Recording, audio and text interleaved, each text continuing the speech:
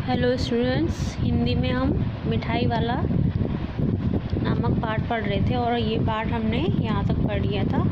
आज हम इसके आगे पढ़ेंगे। देखिए, 6 महीने बाद नगर भर में 2-4 दिनों से एक मुरली वाले के आने का समाचार फैल गया। मतलब 6 महीने बाद वो फिर से आया है। लोग कहने लगे, भाई वाह, मुरली बजाने में वह एक ही उस्ताद है। मतलब वो सबसे अच्छी मुरली बजाता है। मुरली बजाकर गाना सुनाकर वह मुरली बेचता भी है, सो भी 2-2 पैसे में। भला इसमें उसे क्या मिलता होगा।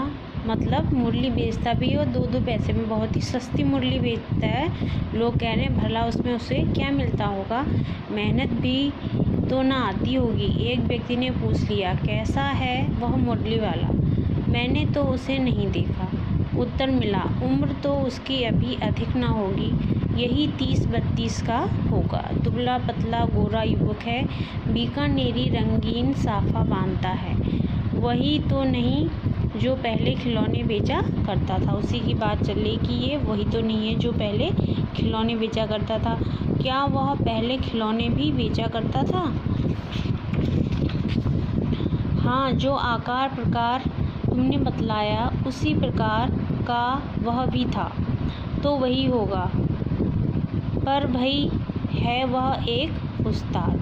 प्रतिदिन इसी प्रकार उस मुरली वाले की चर्चा होती। हर कोई इसी प्रकार से उसकी चर्चा किया करता था। प्रतिदिन नगर की प्रत्येक गली में उसका मादक मृदु स्वर सुनाई पड़ता। बड़ा ही मीठा स्वर उसका सुनाई पड़ता था। बच्चों को बहलाने वाला मुरलिया वाला। रोहिणी ने भी मुरली वाले का स्वर सुना।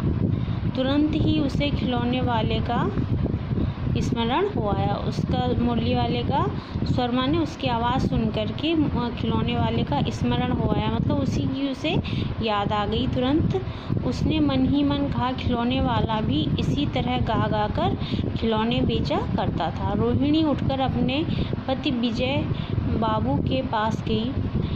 जरा उस मुरली वाले को बुलाओ तो चुन्नू मुन्नू के लिए ले लूँ। क्या पता यह फिर इधर आए ना आए। वे भी जान पड़ता है पार्क में खेलने निकल गए हैं। मतलब चुन्नू मुन्नू के बारे में कह रहे हैं कि लगता है कि वो पार्क में खेलने के लिए निकल गए हैं। विजय बाबू एक समाचार पत्र पढ़ रहे थे।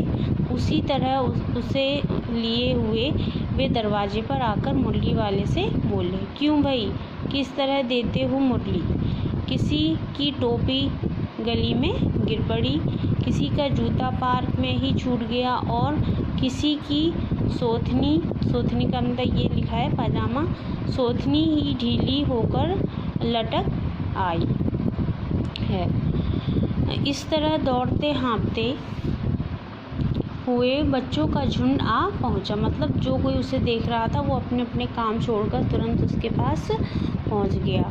एक स्वर से सब बोल उठे, हम भी लेंदे मुरली और हम भी लेंदे मुरली।